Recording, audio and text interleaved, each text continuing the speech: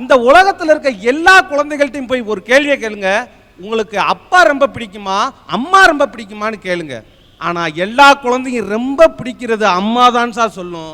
இந்த சொர்க்கத்துக்கு போகணும்னா 4 வழி இருக்கு சார். என்ன வழின்னு கேட்குறீங்களா?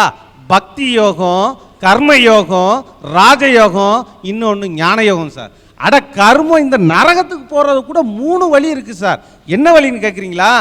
காமம், குரோதம், லோபம் சார். ஆனா இந்த பூமிக்கு வரணும்னா தான் சார் ஒரே ஒரு வழி இருக்கு. அந்த வழி எது தெரியுமா சார்? ஒரு தாயினுடைய கருவறை வழி சார். சார் கோயில்ல சாமி இருக்கிற இடம் எந்த இடம் சார்? கற்பகிரகம். கற்பகிரகம்னு சொல்லுவோம். அந்த கற்பகிரகத்தையே தன்னுள்ள வச்சிட்டு இருக்கிற ஒரு தாயை என்ன சொல்லி சார் அழைக்கிறது? அந்த பெண் படுகிற வேதனையை, இன்பமான சுமையை, இன்பமான வேதனையை நான் அனுபவிக்கணும்னா அடுத்த பிறவில ஒரு பொண்ணா பிறக்கணும் சார்.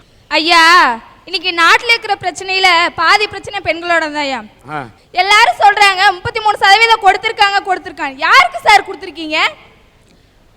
ஆடை குறைப்பு பண்ணிட்டு 5 நட்சத்திர ஹோட்டல்ல தனக்கு பிடிச்ச ஆடவனோட ட்ரிங்க்ஸ் சாப்பிட்டு டிஸ்கோத்தி ஆடுற பெண்களுக்கு வேணா நீங்க சொல்ற 33% போய் சேர்ந்துருக்கலாம். நான்லாம் சொல்லலம்மா, பொதுவாக சொல்லிட்டு இருக்கேன். நான் டிஸ்கோத்தை இடத்துக்கெல்லாம் போகிறதே கிடையாது. எனக்கு டிஸ்கோத்தை எல்லாம் தெரியாதுமா. ஆனா பஸ்ஸே எப்போ வரும்னு தெரியாத பட்டிக்காட்டுல 10 ஆம்பளைகளுக்கு நடுவுல ஒரு டீ கடையில பேப்பரை படிச்சு உலக விஷயங்களை ஒரு பெண்ணு தெரிஞ்சுக்கிறான்னு சொல்லுங்க சார். அப்ப சொல்லுங்க, நீங்க கொடுக்குற 33% 50% இருந்தாலும் பெண்களுக்கு போய் சேர்ந்துருக்குன்னு. அது இன்னும் நடக்கலையே சார். ஒரு அரசியல் தலைவன் எப்படி இருக்கணும்னா எளிமையானவனா இருக்கணுங்கய்யா. காமராஜர் காரில் போயிட்டு இருந்தாருங்க. அப்போ ஒரு பையன் மாடு மேய்ச்சிட்டு இருந்தான். காரை விட்டு இறங்கி வந்து, ஏன் தம்பி இந்த படிக்கிற வயசில் மாடு மேய்க்கிறியேன்னு கேட்டார். ஐயா, மாடு மேய்ச்சா தான் ஏன் சாப்பாடு கிடைக்கும், ஸ்கூலுக்கு போனால் எனக்கு சாப்பாடு கிடைக்காதுன்னு சொன்னார். அப்போ அந்த காமராஜர் பார்த்துட்டு, சாப்பாடு போடுற நீ ஸ்கூலுக்கு போவியான்னு கேட்டார். அப்போ அந்த பையன் சொன்னா, ஸ்கூலுக்கு தாராளமாக போகிறேங்க, என்ன இப்போ தாராளமாக போகிறேன்னு சொன்னாங்க. அன்று அந்த தலைவனுடைய, அந்த மாபெரும் தலைவனுடைய மனதில் தோன்றிய திட்டம் தான் மதிய உணவு திட்டம்.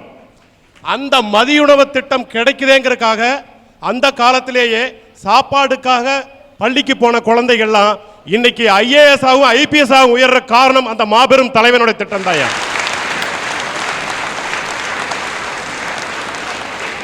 இப்பேற்பட்ட மனசுடைய அரசியல்வாதியா தாயா அடுத்த ஜென்மத்தில் பிறக்கணுங்கிறதுக்காக வந்திருக்கேன். இந்த ஜாதியையும் மத சண்டையும் ஒழிக்கிறதுக்கு ஏதாச்சும் பண்ண முடியுங்களா நம்மளால?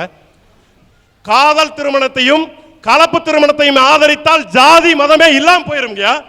அதனால எனக்கு கிடைக்கிற வாய்ப்பை பயன்படுத்தி யார் காதல் திருமணமும் கலப்பு திருமணம் பண்றாங்களோ அவங்களுக்கு 2 லட்சம் ரூபாய் பேங்க்ல வட்டி இல்லாம லோனை கொடுப்பாங்கய்யா. உங்க திட்டம் நல்ல திட்டம் தான். இதை கேள்விப்பட்டுட்டா பூரா பொண்டாட்டிகளை பூரா டைவர்ஸ் பண்ணிட்டு கிளம்பிடுவாங்கல்ல வரிசையா லவ் பண்றதுக்கு. அது இந்த பிறவியில போயிருங்க. அதனாலதான் அடுத்த பிறவியில் அரசியல்வாதியா வரணும்னு நினைக்கிறேன். ஐயா, என்று எந்த ஒரு நாடு ஜாதியாலும் மதத்தாலும் ஒருங்கே நிக்கிறதோ அந்த நாடு தான் உலகத்திலேயே சிறந்த நாடா வரும். அப்பேற்பட்ட ஒரு வலிமையான பாரதத்தை நாங்க உருவாக்குவோங்கய்யா. சார், ரமேஷ்க்கு அமெரிக்கால பறக்கணும், சிவகுமார் சாருக்கு அரசியல்வாதியா பறக்கணும். இப்படியே பல ஆசைகள் வச்சிட்டு இருக்க உங்க எல்லாத்துக்கும் ஒரு சந்தோஷமான விஷயங்க. அடுத்த பிறவின்னு ஒண்ணு இருந்தா உங்களை எல்லாம் படைக்கக்கூடிய பிரம்மாவா பிறக்கணுங்க தாங்க என்னோட ஆசை. பேராசை நீங்க நடக்கிறது எனக்கு தெரியுது. என்ன பண்றதுங்க, இந்த உலகம் என்ன அப்படி சிந்திக்க வச்சிருச்சு. கண்ணு தெரியாம, காது கேட்காம, வாய் பேச முடியாம எத்தனையோ மனுஷங்க இங்க வாழ்ந்துட்டு இருக்காங்க. இறைவன்ட்ட நான் கேட்டேன், இறைவா உன்னோட படைப்புல எதுக்கு இப்படி ஒரு ஓரவஞ்சனைன்னு. ஆனா இதுவரைக்கும் எனக்கு பதிலே கிடைக்கலங்க. அதனாலதான் ஊனமே இல்லாத மனிதர்களை படைக்கணும், அதுக்கு நான் பிரம்மாவா பிறக்கணுங்க. ஹரி சிவஹரி என் பேரு. மேல அண்ணாவள மாதிரி இல்ல, நான் பேசுறதுல இருந்து தெரியல நான் அடுத்த ஜென்மத்துல நடிகரா போறேன்னு. ஏன் நடிகரா பிறக்கணும் தெரியுமா சார்? புகழ், பணம், ஊரை வேற ஜாலியா சுத்தி பார்க்கலாம் சார். அம்மா அப்பா சொன்ன கேக்குறோமா? டீச்சர் சொன்ன கேக்குறோமா சார்? ஆனா இதே நடிகர்கள் சொன்ன கேக்குறோம்ல. நடிகர்களால சிரிக்க வைக்க முடியும், அழ வைக்க முடியும், சிந்திக்க வைக்க முடியும். சார், நீங்க எல்லாம் படிச்சுதான் டாக்டரே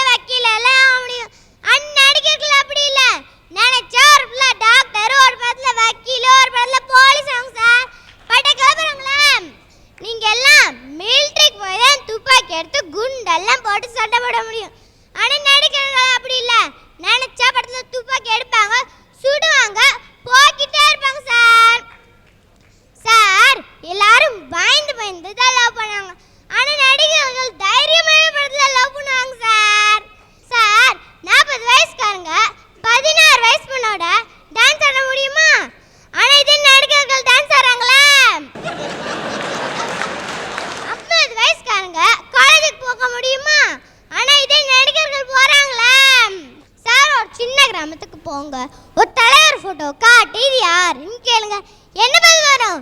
தெரியாதுன்னு வரும். அதே மாதிரி ஒரு நடிகர் ஃபோட்டோ காட்டி யாருன்னு கேளுங்க, டக்குன்னு பதில் வரும் சார். சார், அதுக்குன்னு நடிகர்கள் வாழ்க்கையில் கஷ்டமே இல்லைன்னு யார் சொன்னது? எல்லார் வாழ்க்கையிலையும் கஷ்டம்தான் இருக்கு. நடிகர்கள் கஷ்டப்படுற அளவுக்கு புகழ், பணம் இதெல்லாமே கிடைக்கிறது சார். இதெல்லாம் புகழோட அடையாளம் சார். இந்த புகழெல்லாம் ஈஸியாக பெறணும்னா ஒரே வழி, தனி வழி, அது வழி, அதுதான் நடிகராகிற வழி. அதனால அடுத்த பிறவிலையாவது ஆசை நிறைவேறதுக்கு சிறந்த நடிகராகவும் சிறந்த நடிகரை உருவாக்கிட்டு இருக்க நீங்க என்ன ஆசீர்வாதம் செய்யுங்க சார். நல்லா தம்பி, நீ நாளைக்கு நடிகனை பிறந்துடுற, நீ ஹீரோ ஆயிட்டான்னு வச்சுக்க, யாரை ஹீரோவை நான் தேர்ந்தெடுப்ப? இன்னைக்கு ஸ்ரேயா. ஸ்ரேயாவா? நேற்று கேட்டேன் நமிதாண்ணா, நேற்று நமிதான்டா, இன்னைக்கு ஸ்ரேயாங்கிற சார். எங்க படத்துல 2 ஹீரோயின் சார். அட்லி சக்கா, நீ மகா நடிகன் ஆயிருவடா. அடுத்த பிரிவில் நடிகன் ஆகணுன்ற, ஏன் இந்த பிரிவில் நடிகன் ஆக விரும்பலையா? சார், எங்க அம்மா இந்த பிறவில பைலட் ஆகணும்னு ஆசைப்பட்டுட்டாங்க. அதனால எங்க அம்மா ஆசையை இந்த பிறவில நிறைவேற்றிட்டு அடுத்த பிறவில நான் நடிகராகிறேன் சார். உன்னுடைய ஆசை இருந்தா கூட அந்த ஆசைகளை ஒதுக்கி வைத்து விட்டு பெற்ற தாய் என்னுடைய அம்மாவுடைய ஆசையை தான் நிறைவேற்றி வைப்பேன் நினைக்கக்கூடிய அந்த உணர்வை நான் மதிக்கிறேன். வாழ்க. மனிதனாக வாழ்ந்திட வேணும், மனதில் வையடா தம்பி, மனதில் வையடா. வளர்ந்து வரும் உலகத்துக்கே நீ வலது கையடா, நீ வலது கையடா. தனியுடைமை கொடுமைகள் தீர தொண்டு செய்யடா, நீ தொண்டு செய்யடா. தானா எல்லாம் மாறும் என்பது பழைய பொய்யடா, எல்லாம் பழைய பொய்யடா. ஐயா, பிரச்சனை இல்லாத வாழ்க்கைய நான் வாழணும்னு ஆசைப்படலையா, துன்பத்துக்கு இடையில இன்பத்தை காண்ற மனுஷனா வாழத்தாயா ஆசைப்படுறேன். உடுத்த உடை இல்லாம பாதி உடையை உடுத்து துவைத்துட்டு இருந்த அந்த அரை நிர்வாண பெண்ணை பார்த்து தானும் அரை நிர்வாணமானானே காந்தி, அவர் மனிதர் ஐயா. அந்த மனிதநேயம் உள்ள மனுஷனா பிறக்கணும்னு தாயா நான் ஆசைப்படுறேன். சீனத்துருவி அவர்கள் ஒரு மாணவர்களிடத்துல பாடம் நடத்திட்டு இருந்தாங்க ஐயா. அப்ப அந்த மாணவனை பார்த்து சொன்னாரு, நீங்கள் எல்லாம் ஒழுக்கமுள்ளவர்களாக நல்லவர்களாக இருந்தீர்கள் என்றால் அடுத்த ஜென்மத்தில் இந்தியாவில் பிறப்பீர்கள் என்றார். சீனாவில் இருக்கக்கூடிய ஒரு துறவி, நீ ஒழுக்கமுள்ளவனா நல்லவனா நடந்துக்கிட்டீங்கன்னா அடுத்த ஜென்மத்தில் இந்தியாவில் பிறப்பின்னு சொல்றான்னா, இந்தியாவின் உயர்வு எந்த அளவு இருந்தால் அந்த வார்த்தையை அவன் சொல்லி இருப்பாங்க. அந்த உயர்வான இந்தியாவில் தமிழ்நாட்டில் நல்ல மனிதனா பிறக்கணும்னு தாயா நான் ஆசைப்படுறேன். இந்த பாய் இருக்கிறானே பாய், 9 வயசு பையனா இருக்கையில 175 ரூபாய்க்கு விற்கப்பட்டவன் சார், விற்கப்பட்டவன். 9 வயதுல எனக்கு பள்ளிக்கூடம் போகல, ஊரை சுத்திட்டு திரியினா, இவனை இப்படி விட்டா கெட்டு போயிடுவான்னு உறவினர் ஒருவர் என்னை என் தாயிடத்தில் சொல்லிவிட்டு அழைத்து சென்று மைசூர் தேவராஜ் மார்க்கெட்டிலே காய்கடையிலே 175 ரூபாய்க்கு விற்றுவிட்டு 25 ரூபாயை என் தாயிடத்திலே கொண்டு வந்து கொடுத்து விட்டு, உங்கள் மகன் நல்லா இருப்பான், பிரச்சனை இல்லை, நீங்க சந்தோஷமா இருங்கன்னு போயிட்டார். இதுல என்ன கொடுமை தெரியுங்களா சார்? 175 ரூபாய்க்கு விற்கப்பட்டது எனக்கே தெரியாது. அங்கே எனக்கு என்ன வேலை தெரியுமா? இலைகளை அள்ளவும், தலைகளை எள்ளுவதும், குப்பைகளை கூட்டி குமிப்பதும், அவைகளை அள்ளி கொண்டு போய் குப்பை தொட்டியில் போடுவதும் தான். கொஞ்ச நாள் அல்ல, 2 வருடங்கள் அப்படி அங்கே இருந்தையா. திருப்பி ஊருக்கு வந்தேன். சின்ன பையன், 10 வயசு 12 வயசு பையன், மொழி மறந்து போச்சு. அங்கே பேசின மொழி தான் என் வாயில் வந்துச்சு. எனக்கு பார்த்தா தமிழ் பேசுகிற மாதிரி இருக்கும். என்னை சுற்றி இருக்கிற பசங்கள்லாம் சிரிப்பாங்க. அதனால என்னால் அங்கே இருக்க முடியல. திரும்பியும் வேலைக்கு போனேன்.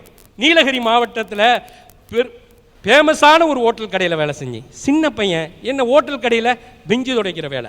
அலுமினிய தட்டும் ஒரு வாழைத்தண்டும் கொடுப்பாங்க. அதை அப்படி பிடிச்சு இலை எழுத்து போட்டு வலிக்கணும். அப்படி வலிச்சேன்னா பாதி என் மேலே இருக்கும், மீதி தட்டில் இருக்கும். அப்படியே கொண்டு போய் போடுவேன்.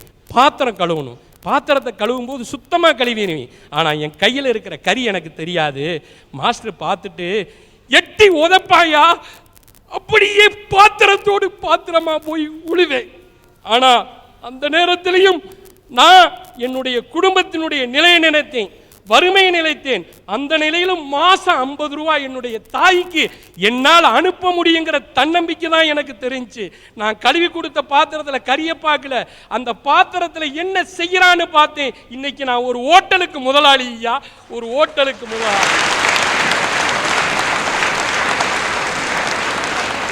என்னுடைய தன்னம்பிக்கையை பார்த்து தாராபுரத்தில் என்னை இப்பொழுது ஒரு நகரமன்ற உறுப்பினராக என் பகுதி மக்கள் என்னை தேர்ந்தெடுத்திருக்கிறார்கள். அந்த பகுதி மக்கள் என் மேல நம்பிக்கை வச்சு இன்னைக்கு என்ன அந்த தாராபுரத்தில் 5வது வார்டுங்கிற பகுதியில் என்னை ஒரு நகரமன்ற உறுப்பினராக ஆக்கியிருக்காங்க ஐயா. எத்தனையோ பேர் என்னென்னமோ சொன்னாங்க அப்படின்னு. ஆனால் இருக்கிற இந்த நேரத்தில் ஒரு நல்ல மனுஷனா, மனிதநேய மிக்க மனுஷனா, ஒரு நல்ல அரசியல்வாதியா, நல்ல தொண்டனா இன்னைக்கு வாழ்ந்துட்டு இருக்கிறேன்யா. ஊசி போட போவோம் சின்ன பையனில் வலிக்கும், அந்த ஊசி போடுறவங்கள்ட்ட வலிக்காம போடுங்களேன்னு சொல்ல முடியாதுங்க ஐயா. ஆனால் இன்னைக்கு 10 பேத்துக்கு ஆப்ரேஷன் பண்றதுக்கு டாக்டர்கிட்ட சிபாரிசு பண்ற அளவுக்கு நான் வளர்ந்திருக்கிறேன்னா அன்னைக்கு கண்ட துன்பம் இன்று இன்பம்யா. வாழ்க்கை என்றால் 1000 இருக்கும், வாசல் தோறும் வேதனை இருக்கும். வந்த துன்பம் எதுவென்றாலும் வாடி நின்றால் ஓடுவதில்லை, எதையும் தாங்கும்